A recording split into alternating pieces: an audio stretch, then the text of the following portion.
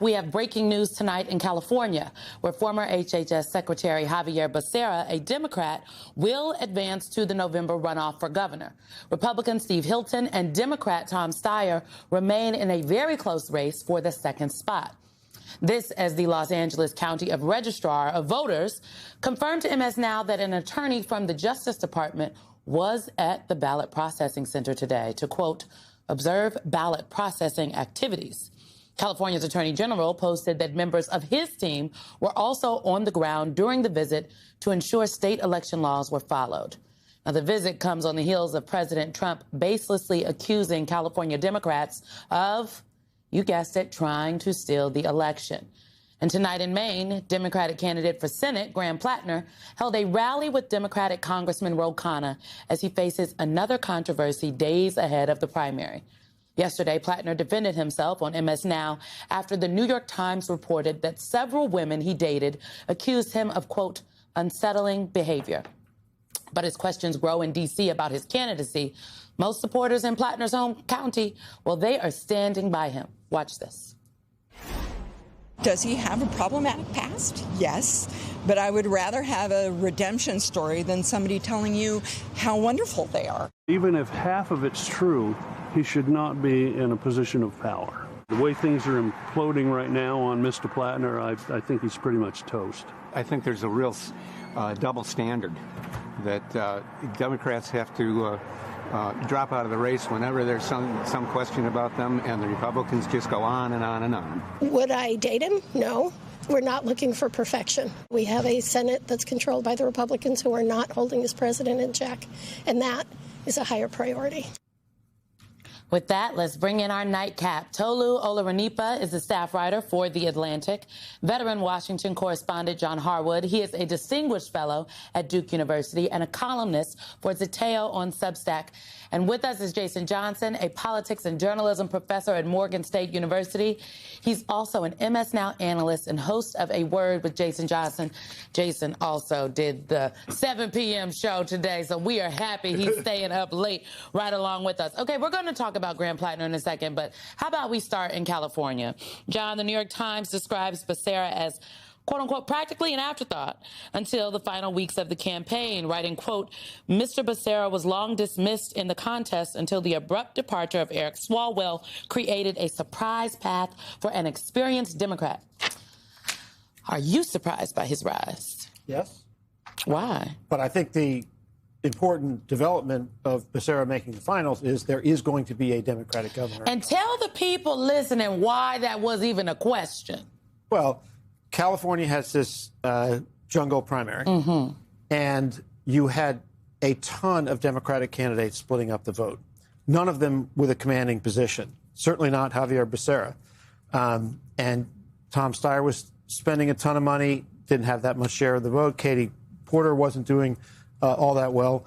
And so there was the possibility that Steve Hilton and the sheriff, Bianco, the Republican, while all of the Democratic vote was getting carved up into little tiny pieces, they were going to be the two leaders, in which case you might have a Republican governor. There's no chance that if Hilton is the Republican or the second candidate, if he edges out Steyer, there's no chance he's going to beat Becerra. And so whether it's Steyer or whether it's Becerra, there's going to be a Democratic governor of California. That's the significance of this development. Jason, what do you think? You agree? I mean, to be clear, Mr. Hilton has said some, let's just shall we say, problematic things. He is a conspiracy theorist in some respects. Well, I mean, Trump likes him. That's kind of all you need to say, right? He's going to be a conspiracy theorist. This is the thing. So I spent a lot of time in California, and I watched this as it was sort of happening. And the interesting thing is most California voters, you had for months like 25, 26, almost 30% undecided, because most California voters just sit back and like, we know we're going to get a Democrat, and they let everybody else sort of fight it out, and then they decide at the end. What happened with Eric Swalwell just made people pay attention about 3 weeks early, right? Because the whole idea of Bianco and Hilton being ahead, everyone's like, that can't possibly happen. Swalwell's implosion, people decided to pay attention. Becerra jumped ahead because he is the least problematic of the Democrats still running. The conversations I have with people, and I was talking to a congressional candidate in Ventura County, I was talking to people locally, sort of in the LA area, is basically people are like, gosh, Steyer aligns with me politically, but he's a billionaire. We don't trust billionaires. Becerra may not be the most charismatic person in the world, but he's competent, and in a state that requires you to have management skills, right? California has wildfires. California has earthquakes. California has like the 4th largest buzz on the face of the planet. You can't have a newcomer in that job. So, yeah, he's going to end up winning, but I don't think there was ever a question of it just being 2 Republicans because the state is mostly Democratic. Well, to be clear, in order for him to win, stories out of that. Yeah. Yes. Oh, yeah. Well, it was great to talk about. In order for Becerra to win in November, the people are still going to have to vote. Before we move off of California, you used to be, at one point in time, an election observer for the UN in where? So I was an election observer in Mexico and in South Africa for those countries and in Germany. It wasn't for the UN, the countries for invited. those countries. Yeah. Okay, so I bring that up because what do you make of the Department of Justice visiting the ballot processing center in LA today? So it's really interesting. There's a difference between election observation and intimidation, right? When I was invited to Mexico, I was observing. There were government officials who would take us around. They would give us badges. They'd say, go wherever it is you want to go. And we just ask questions, right?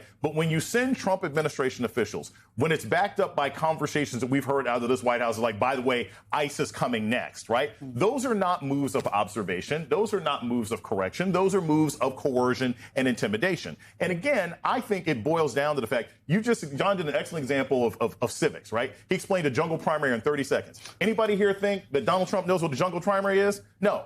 He probably thinks this primary is the election. He's probably worried that if Steve Hilton doesn't end up winning this primary, that somehow he's not going to be on the ballot. That's how dumb this administration is, that he's probably concerned that, like, I've got to make sure that how's it going to get stolen from him? Tom Steyer's not going to catch up. But that's what we're dealing with. Everything is about Trump's ego and lack of understanding of basic government.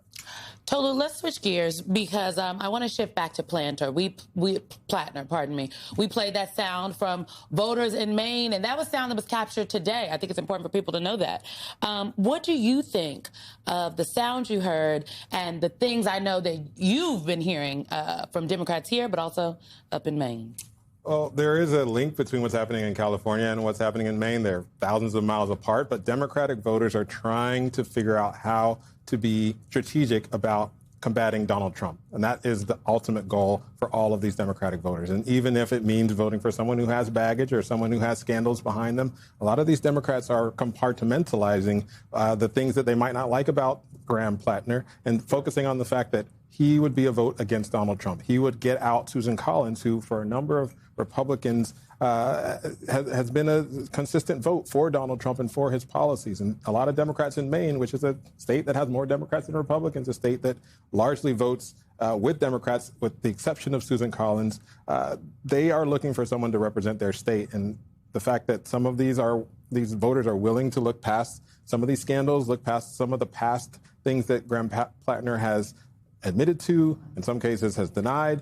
They're looking past all of that, strategically saying, just as we did, the Democrats did in California, we're going to vote for the person who can win and make sure that they're not locked out of the governor's race. We're looking for someone who can win in November. And so a lot of these voters are being strategic. They're seeing this as, this is not looking for someone to be our preacher or someone to be our partner. We're looking for someone to represent us politically in a state where Donald Trump is not very popular right now, and that's what they're looking for in Graham. And so far, there is no evidence that his numbers are eroding. Right. I mean, you had the Collins campaign to put out their internal snap poll that they did, but I used to be a campaign strategist. We love to drop a little internal snap poll to shake up the waters. But you're right. Now, at the end of the day, the voters in Maine are going to go to the polls on Tuesday, and that is when we will know who the Democratic nominee for Senate will be.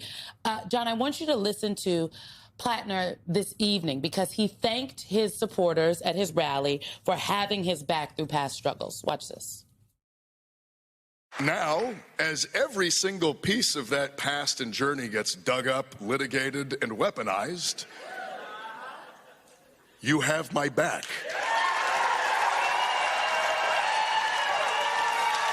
And when politically motivated, serious and false accusations are made against me, Maine, you have my back. What do you think about that? Well, look, as long as his, this is a guy with a lot of talent, a lot of charisma. And as a result, he took off like a rocket in the Democratic primary. He was not the choice of Chuck Schumer and the Democratic leaders. They wanted Janet Mills. And she waited a long time to get in. Who was a twice-elected governor, older, which is a big liability in this current context, Trump, Biden. But he blew right past her, and she ended up pulling out of the race. So it's not as if Democrats said, oh, we're going to take a chance, the Democratic leadership in Washington, we're going to take a chance with this guy with baggage. They knew he had baggage, and that's why they were leaning toward Mills. But this guy had some star power. And as long as he's still got that, he's going to be the nominee, and he's got quite a good chance to compete, maybe beat Susan Collins.